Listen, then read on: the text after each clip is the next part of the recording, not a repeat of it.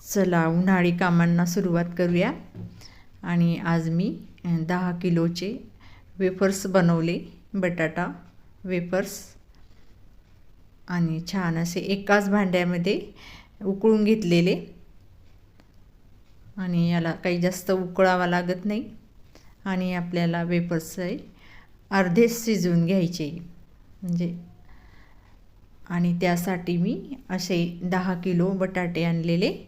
आणि मोठा बटाटा घ्यायचा आणि चांगल्या क्वालिटीचा आणायचा बटाटा। आणि असे साल काढून पाण्यामध्ये ठेवायचे।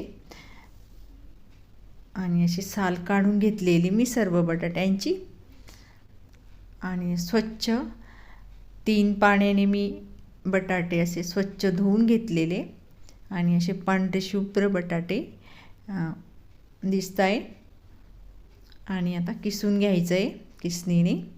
आणि असा आडवा ठेवायचा आहे बटाटा, म्हणजे आपले वेफर्स मोठे येतील।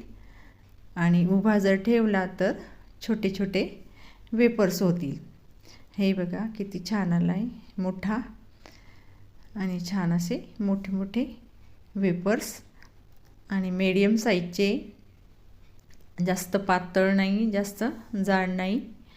आणि असेच घ्यायचे वेफर्स किसायला। जास्त जर पातळ घेतले तर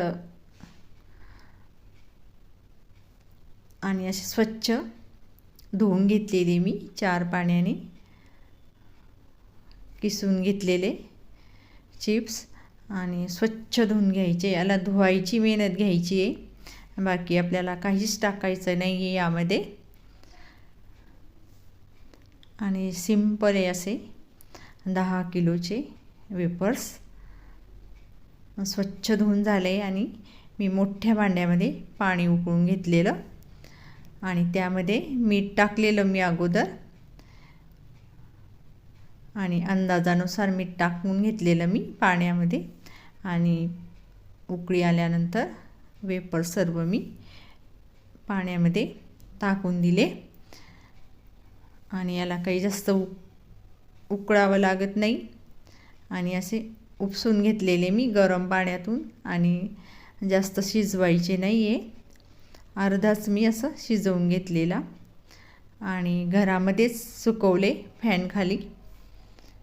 आणि संध्याकाळपर्यंत असे अर्धे सुकून गेलेले आणि असे पांढरे शुभ्र आले।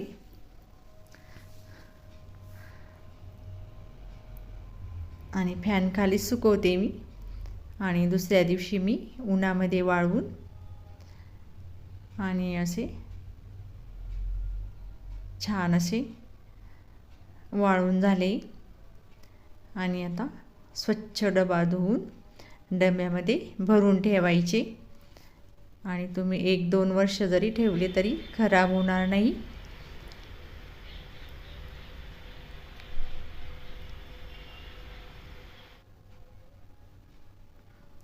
आणि मी तुम्हाला आता तळून दाखवते।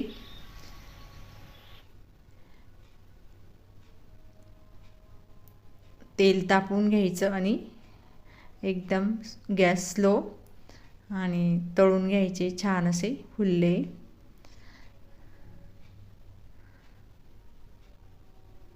हे बघा किती छान झाले।